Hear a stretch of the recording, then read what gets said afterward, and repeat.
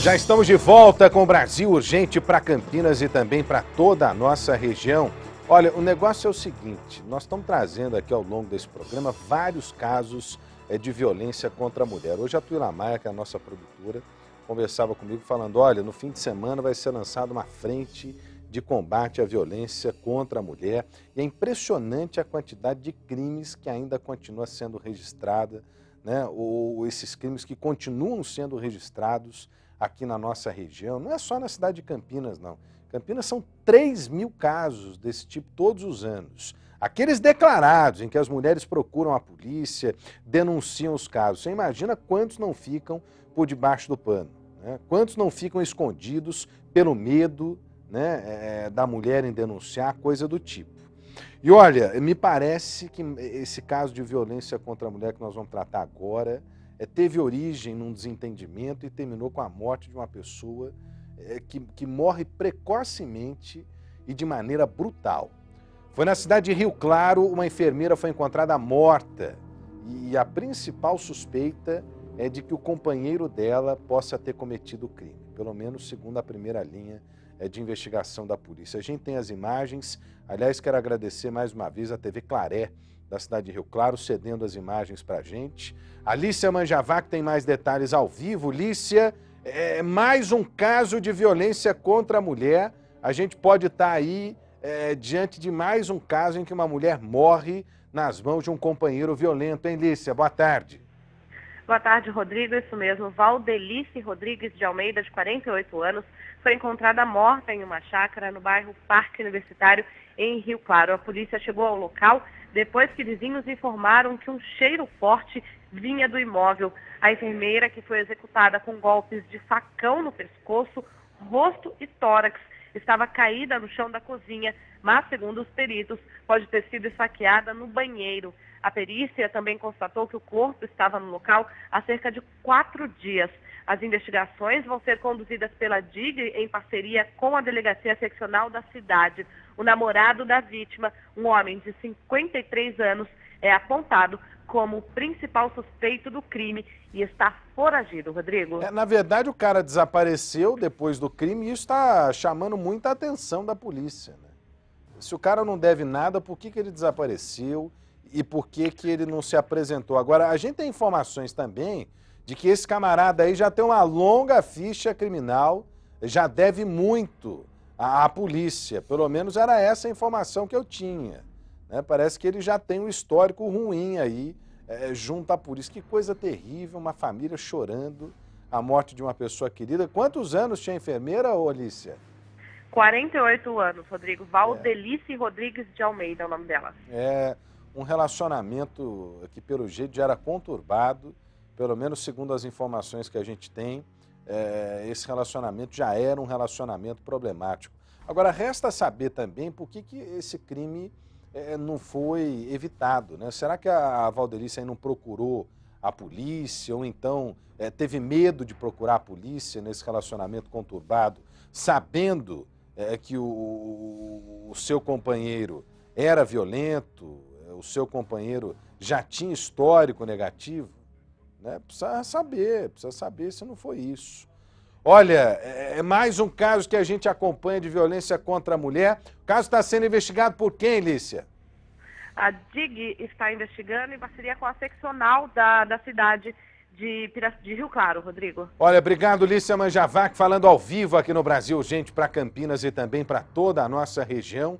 Nós vamos continuar acompanhando esse caso de perto para saber do desenrolar e das investigações. É claro, mais um caso de violência contra a mulher, meu Deus do céu.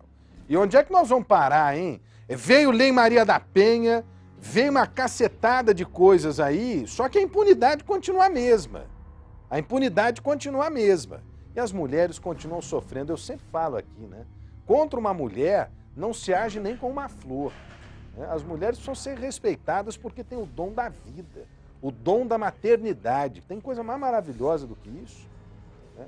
Só que tem uma meia dúzia de canalhas aí que insiste em crimes contra as mulheres, um negócio terrível, terrível e muito doído, hein? Nós vamos acompanhar esse caso, com certeza, aqui no Brasil Urgente. Vem comigo aqui e preste atenção, você que está aí do outro lado, hein? Se você anda precisando renovar o seu quarto, nós estamos dando um jeito aqui no Brasil Urgente, que continua com o concurso Cantinho Marabras. E nós vamos sortear nesse mês de abril móveis para o seu quarto. Gostou da ideia? Então participe. Ligue para a gente. 9685-1010 é o Ligue Band, você liga, digita o 3 para falar com o Brasil Urgente, 3 para participar e responda. Qual foi a história, ou melhor, qual a história mais legal que já aconteceu dentro da sua casa? Tem história lá, Marcão? Dentro de casa? É? Muita coisa para contar? Que coisa, hein? Olha, a melhor resposta ganha um guarda-roupa e uma cama de casal da Marabras. Todo mês o Cantinho Marabras vai dar uma nova aparência à sua casa. Aproveite, renove a sua casa com a Marabras. Lojas Marabras, preço menor, ninguém faz. E pode vir comigo aqui, ó, 9685-1010 é o Ligue Band. Olha, a Polícia Militar fechou um desmanche no início da tarde de hoje em Campinas. No local, os PMs encontraram um carro roubado em Mojimirim e que estava prestes a ser desmontado. O Alex Ferreira tem os detalhes. Deixa eu ver a reportagem aqui, ó. Olho na notícia. Os policiais chegaram até a casa após patrulhamento pela região. No local foram encontrados 2 veículos furtados, além de peças de automóveis sem registro. Por todos os lados havia rodas, motores, câmbios e painéis. Também foi apreendido um bloqueador de sinal de rastreadores. O cômodo usado para desmanchar os carros tinha tratamento acústico. Do lado de fora, câmeras ajudavam na segurança. No total, pelo menos 20 carros roubados estavam na casa. Um dos carros tinha acabado de chegar e não teve tempo para ser desmanchado. Ele foi furtado ontem na cidade de Mogi Guaçu. Aqui, até 3 carros eram desmanchados por dia. O trabalho era realizado somente pela manhã.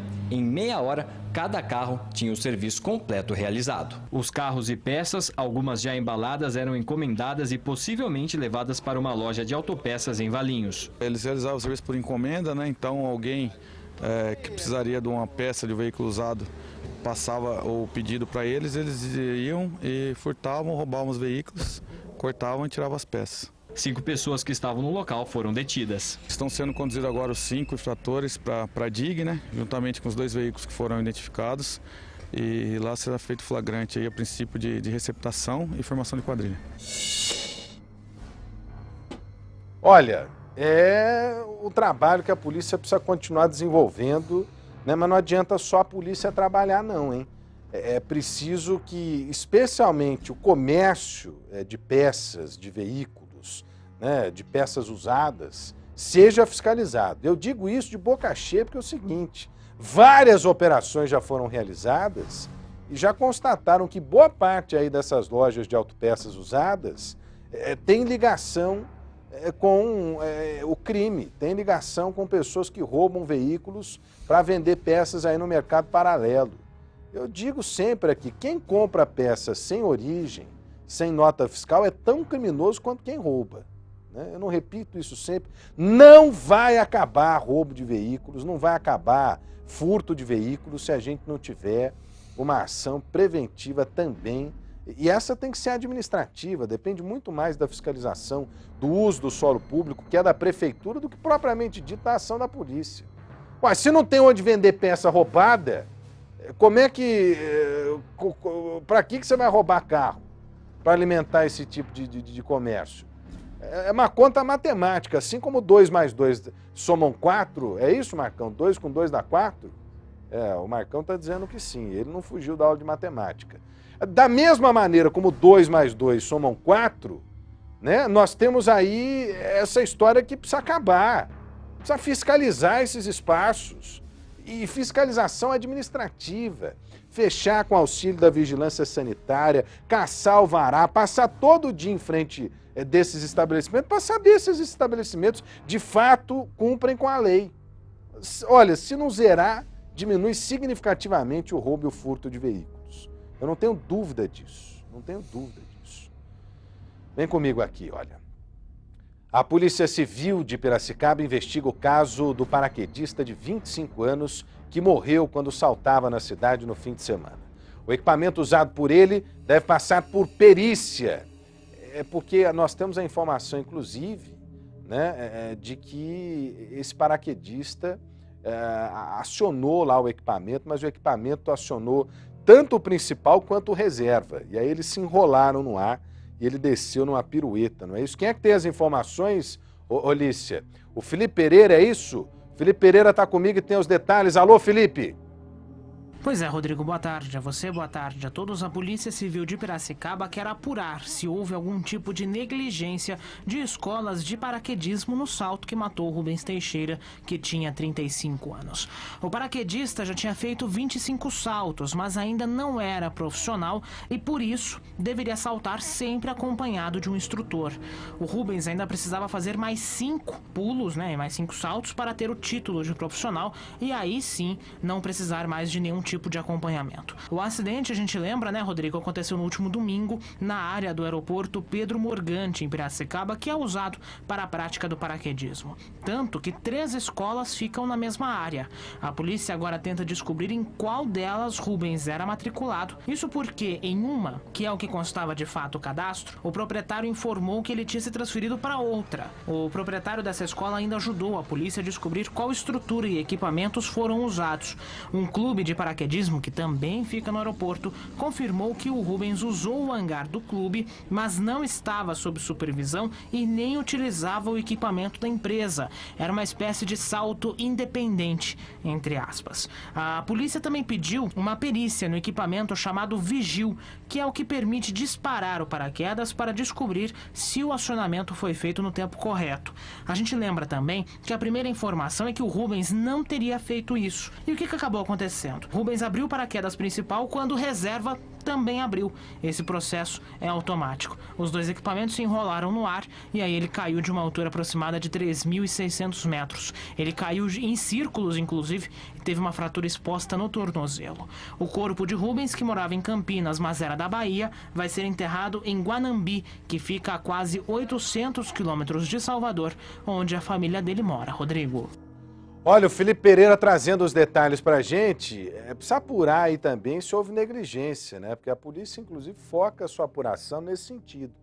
Porque o rapaz ainda não era profissional, não tinha total autorização para fazer saltos individuais. Pelo menos é essa a informação que a gente recebeu, né? Isso precisa ser apurado ainda pela polícia. Acho que ele já tinha 25 saltos, mas ainda não tinha lá autorização para fazer os voos individuais, alguma coisa nesse sentido. Tomara que a polícia ajude a esclarecer esse caso. Sabe por quê? Não vai trazer a vida de volta do Rubens, né? Mas vai evitar que outros casos como esse possam acontecer.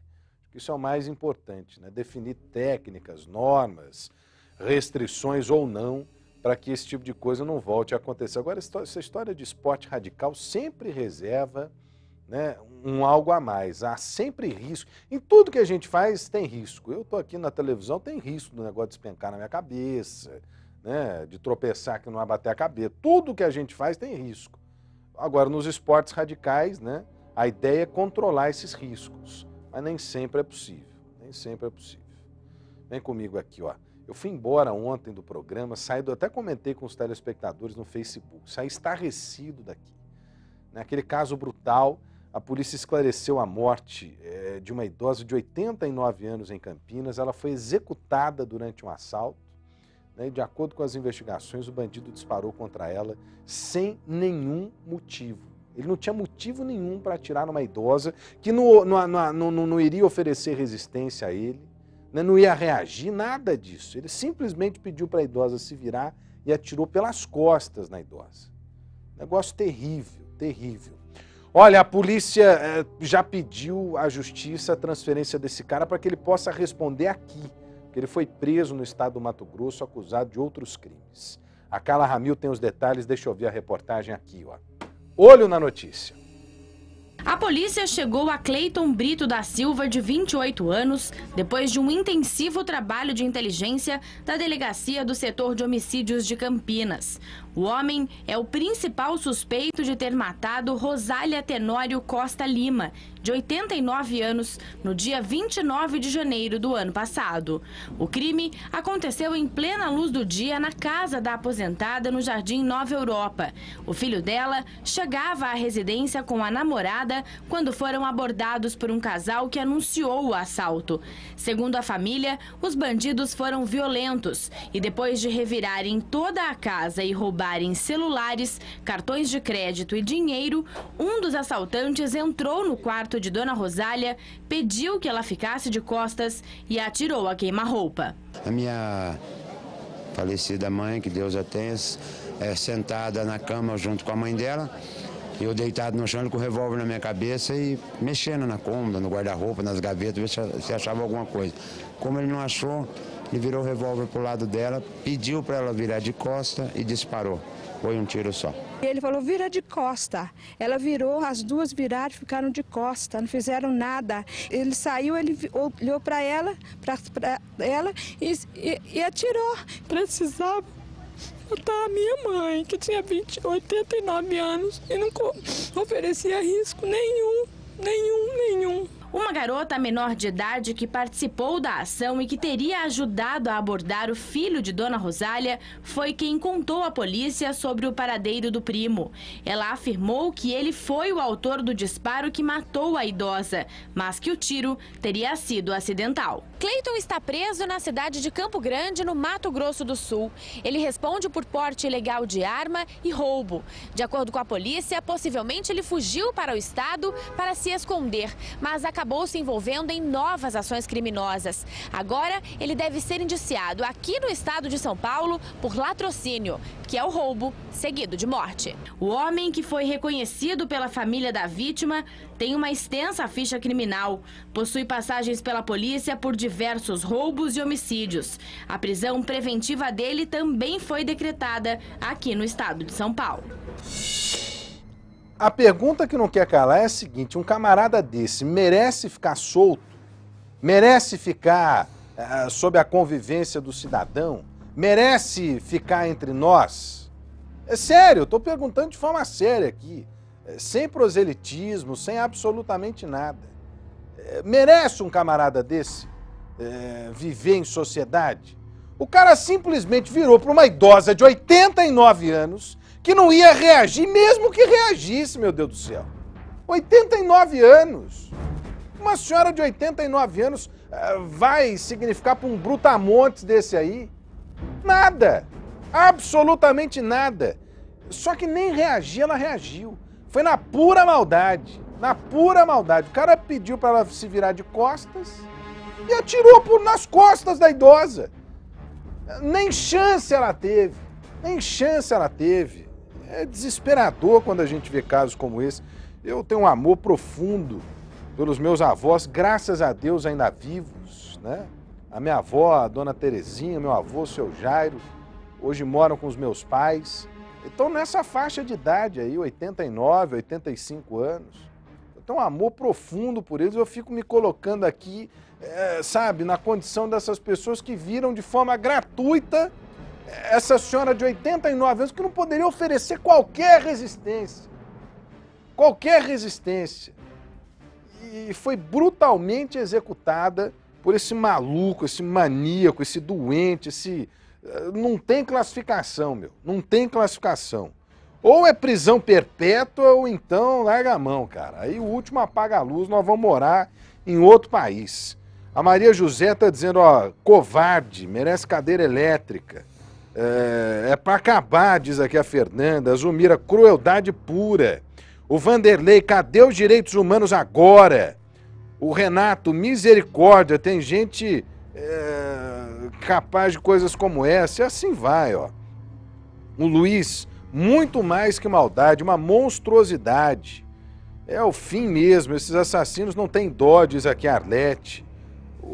Tomara que apodreça na cadeia, diz a Terezinha. O problema é que não vai apodrecer na cadeia. O problema é que a lei diz o seguinte, ó, latrocínio, roubo pode dar aí de 12 a tantos anos de prisão. O cara vai ficar na prisão, tem benefício, tem progressão de pena e vai estar daqui a pouco na rua de novo. Ah, faça-me o favor, hein? Eu fiquei... Ó, saí estarrecido ontem do programa com essa notícia. Arrasado eu saí daqui ontem. Vem comigo. Depois do intervalo, o governador Geraldo Alckmin fala com a gente aqui no Brasil Urgente para Campinas e região. Você não sai daí, é rapidinho. Ó, o governador fala sobre segurança pública e tem também a questão do crack. O crack que infelizmente é uma epidemia e que está envolvendo a nossa região, destruindo famílias, acabando com a vida de muita gente. Eu volto já, junto com o governador Alckmin, não sai daí.